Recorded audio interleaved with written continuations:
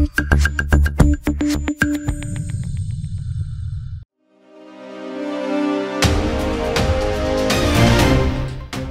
Narkotika Nasional Nusa Tenggara Timur peringati Hari Anti Narkotika Internasional.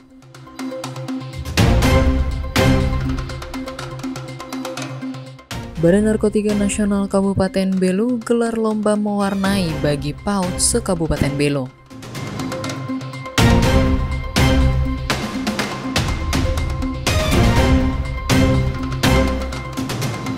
Badan Pemilihan Umum Bawaslu Kota Kupang gelar persiapan pemilihan kepala daerah serentak. Halo, salam sejahtera pemirsa. Selain 3 topik utama tadi, hari ini kami juga menghadirkan beberapa informasi penting lainnya. Anda juga dapat menyaksikan Timor Sepekan dan program menarik lainnya melalui live streaming www.timortv.com. Bersama saya, Novita Lalokenda, selamat menyaksikan Timor Sepekan di Timor TV, ini TV Ketong.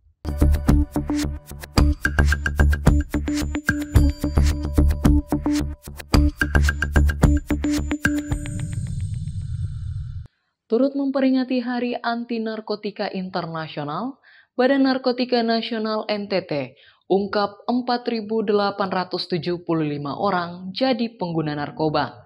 Saat ini angka prevalensi penyalahgunaan narkotika di NTT masih terhitung rendah. Hari Anti Narkoba Internasional yang diperingati pada tanggal 26 Juni 2024 menjadi momentum penting bagi masyarakat dunia untuk meningkatkan kewaspadaan dan kolaborasi dalam pencegahan penyalahgunaan narkoba.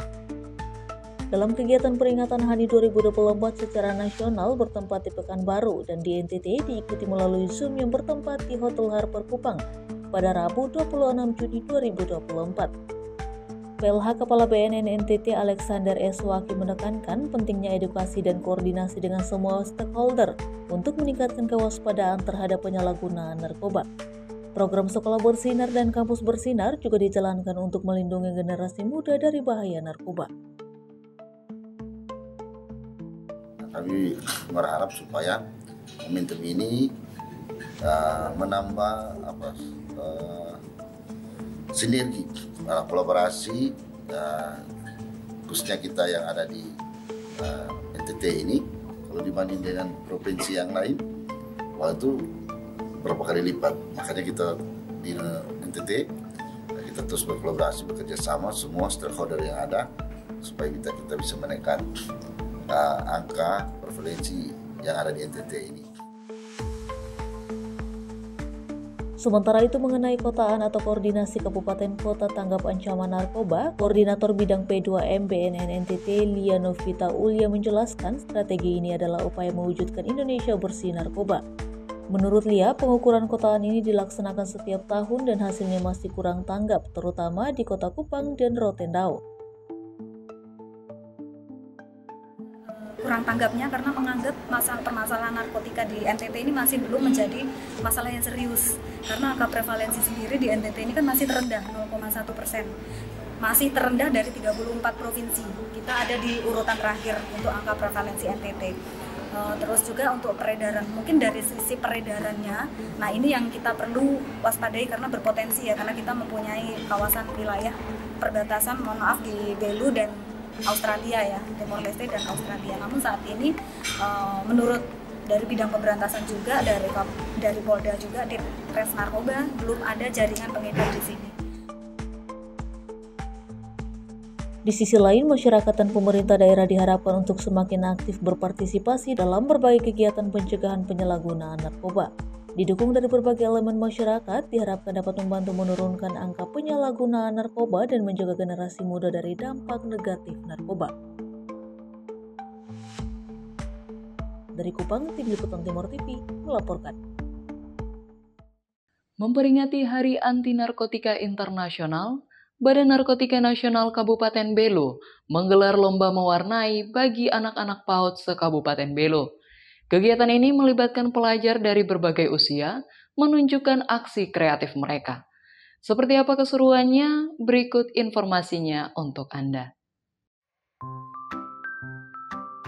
Badan Narkotika Kabupaten Belu bekerja sama dengan pemerintah daerah dan tim pergerakan PKK Kabupaten Belu menggelar lomba mewarnai bagi anak-anak PAUD dari berbagai wilayah se-Kabupaten Belu dalam rangka memperingati Hari Anti Narkotika Internasional yang digelar di Gedung Olahraga Labone Atambua pada Senin 24 Juni 2024. Kegiatan ini diikuti siswa-siswi PAUD se-Kabupaten Belu dengan dua kategori, yakni kategori A untuk usia 3-4 tahun dan kategori B untuk usia 5-6 tahun. Panitia menyediakan penghargaan berupa piala, uang tunai serta piagam kepada pemenang lomba juara 1, 2, 3 hingga juara harapan. Tak hanya itu, seluruh peserta yang terlibat mendapatkan piagam penghargaan. Penyuluh narkotika ahli muda sekaligus koordinator lomba Dominikus Triasteran menegaskan kegiatan ini akan terus berlangsung setiap tahun karena untuk menuju generasi emas anak-anak perlu dipersiapkan mental dan belajar berkompetitif sedini mungkin agar mereka terbiasa terus berlatih mempersiapkan diri. Baik, di hari ini kami Badan Narkotika Nasional Kabupaten Belu bekerja sama dengan pemerintah daerah Kabupaten Belu, tim penggerak PKK Kabupaten Belu, Bunda PAUD, yang didukung oleh beberapa lembaga swasta dunia usaha. Kami melakukan perlombaan mewarnai bagi siswa PAUD se-Kabupaten Belu yang berlangsung hari ini di Gor LA Bone Atambua. Kegiatan ini kami lakukan dalam rangka memeriahkan Hari Anti Narkotika Internasional 2024 yang akan jatuh pada tanggal 26 Juni 2024 nanti. Salah satu rangkaiannya dari beberapa rangkaian kegiatan yang kita lakukan. Peserta yang dilombakan ini berasal dari siswa PAUD se-Kabupaten Belu. Tetapi hari ini ada sekitar lebih dari 100 siswa PAUD yang berpartisipasi di kegiatan hari ini. Kita memberikan sedikit tabungan buat pendidikan anak-anak PAUD di Kabupaten Belu ini, sekitar 7 jutaan rupiah total hadiahnya. Dan itu bagi mereka pemenang juara 1, 2, 3 dan harapan 1, 2. Tetapi untuk semua hadiah-hadiah hiburan kepada semua peserta. Jadi semua yang menjadi peserta wajib kami berikan hadiah-hadiah menarik untuk mereka bawa pulang. Ya, kalau harapan ke depan diharapkan memang kegiatan ini terus kita lanjutkan. Apalagi kita tahu bersama bahwa ini anak-anak usia PAUD, usia 3, 4, 5, 6. Di tahun 2045, 100 tahun Indonesia Merdeka, generasi emas mereka ini perlu kita siapkan bersama. Mudah-mudahan mereka ini bisa menjadi anak-anak yang baik, dan kami berencana bahwa setiap perayaan Hari Anti Narkotika setiap tahun, salah satu agenda yang kemudian menjadi rutinitas kami adalah lomba-lomba kepada anak-anak, dan terlebih lomba mewarnai ini kita berikan kepada anak-anak PAUD. Tampak 100 peserta didik dari masing-masing sekolah sangat antusias dalam mewarnai. Begitu pula antusias orang tua dan guru yang mendukung penuh kelancaran kegiatan ini sehingga berjalan dengan damai. Dan diharapkan kegiatan ini dapat menjadi inspirasi bagi anak-anak lain yang belum berpartisipasi pada kegiatan serupa. Dan diharapkan kegiatan ini dapat menjadi inspirasi bagi anak-anak lain untuk berpartisipasi pada kegiatan serupa di tahun-tahun yang akan mendatang. Dari Belu, tim liputan Alam 2 TV melaporkan. Pemerintah Kota Kupang gelar pembukaan perancangan kajian lingkungan hidup strategis. Kegiatan ini digelar di Hotel Amaris Kupang pada Kamis 27 Juni 2024.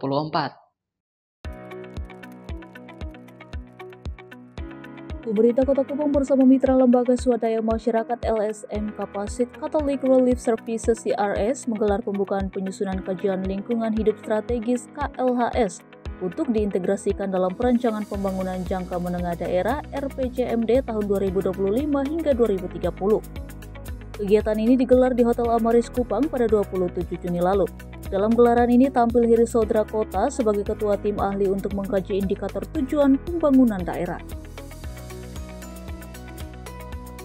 Kita mengkaji capaian indikator tujuan pembangunan berkelanjutan yang sudah dilaksanakan, yang sudah mencapai target, yang sudah dilaksanakan belum mencapai target, yang belum dilaksanakan dan belum mencapai target, serta yang indikator-indikator yang belum ada data perlu kita memberikan penekanan.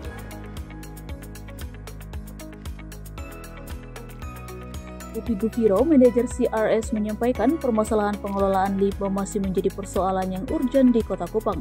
Ia juga menyampaikan jika pola ini terus berkelanjutan, kedepannya akan mendatangkan masalah lingkungan yang lebih parah. Belum mampu memilah limbahnya dari mana yang organik, mana yang non organik, kemudian belum diolah menjadi kayak recycle, reduce, seperti itu belum gitu. Nah itu kalau kedepannya tidak segera diatasi, maka ini akan menjadi bencana yang lebih besar seperti itu.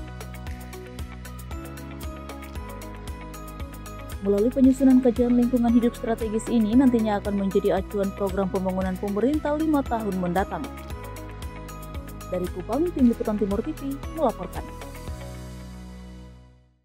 Bupati Belu Dr. Agustinus Taolin menerima 2 dari 4 dokumen, yakni Rencana Penanggulangan Bencana dan Kajian Risiko Bencana, yang diserahkan langsung oleh Catholic Relief Services dan Circle of Imagine Society Timor. Berikut informasi selengkapnya. Bupati Belu Dr. Agustinus Taolin menerima 2 dokumen penting dari Catholic Relief Services CRS dan Circle of Imagine Society CAS Timor, yakni penyerahan dokumen Rencana Penanggulangan Bencana RPB dan Kajian Risiko Bencana KRB untuk Kabupaten Belu tahun 2024-2028 yang berlangsung di ruang rapat Bupati Belu pada Senin 24 Juni lalu. Dalam penyerahan, Bupati Taolin didampingi oleh Kepala Badan Penanggulangan Bencana Daerah dan Kepala Dinas Sosial PMD Kabupaten Belu. Taolin menyatakan bahwa pemerintah Kabupaten Belu baru menerima 2 dari 4 dokumen yang akan diberikan oleh CRS dan CIS Timor. Dokumen-dokumen ini diharapkan dapat menjadi pedoman dalam menghadapi potensi bencana di wilayah tersebut. Bupati Belu bersama CRS dan CIS Timor bersama Kepala Badan Penanggulangan Bencana Daerah, Kepala Dinas Sosial, PMD, di kantor Bupati kita menerima 4 dokumen, tapi hari ini yang diantarkan 2 dokumen. 1 dokumen kajian risiko bencana, kemudian yang 1 dokumen rencana penanggulangan bencana Kabupaten Belu. Dan seperti tadi diskusi, dokumen-dokumen ini menjadi syarat mutlak bagi pemerintah ya sebagai bagian dari RPJMD, dan nanti dalam pelaksanaan dokumen-dokumen ini diperlukan untuk tindak lanjut terhadap berbagai hal terkait dengan bencana dan ketahanan masyarakat di Kabupaten Belu. Jadi mudah-mudahan dokumen ini, bukan mudah-mudahan, dokumen ini akan memberikan manfaat bagi pemerintah dalam mengambil kebijakan dan tindak lanjut terhadap risiko bencana di Kabupaten Belu. Ya. Country Manager Catholic Relief Services Yeni Suryani menjelaskan bahwa pemilihan Kabupaten Belu didasarkan pada posisi yang strategis sebagai daerah rawan bencana, sesuai dengan kriteria kerawanan yang menjadi wilayah kerja CRS dan CIS Timor. Ia juga mengapresiasi pemerintah Kabupaten Belu yang dinilai sangat reseptif dan suportif terhadap kegiatan-kegiatan kemanusiaan ini. Ya, kami memilih Kabupaten Belu karena secara geografis sangat strategis, tetapi juga rawan bencana. Jadi kerawanan terhadap bencana juga menjadi salah satu kriteria kami dalam memilih wilayah kerja. Seperti tadi Pak Bupati sampaikan, kita bekerja sama dengan pemerintah Kabupaten Belu untuk sama-sama menanggulangi risiko bencana, terutama dalam konteks penguatan masyarakat, sasaran masyarakat dan keluarga juga dalam menghadapi bencana, karena kita tidak bisa mencegah terjadinya bencana. Bencana akan selalu datang, untuk bagaimana masyarakat bisa mempersiapkan diri, bisa mempertahankan juga dan mengurangi risiko bencana. Melalui penyerahan dokumen, diharapkan kerjasama ini dapat terus berlanjut dan semakin memperkuat upaya dalam mengatasi berbagai bencana di wilayah Kabupaten Belu. Juga pemerintah Kabupaten Belu berupaya untuk memprioritaskan bencana sebagai masalah yang harus diperhatikan, sehingga tidak menimbulkan korban jiwa, kerusakan lingkungan, kerusakan harta benda, dan dampak terhadap psikologi masyarakat. Dari Belu, Tim Liputan Atambua TV melaporkan. Pemirsa, usai jeda akan ada informasi persiapan pelaksanaan pemilihan kepala daerah. Tetap bersama kami.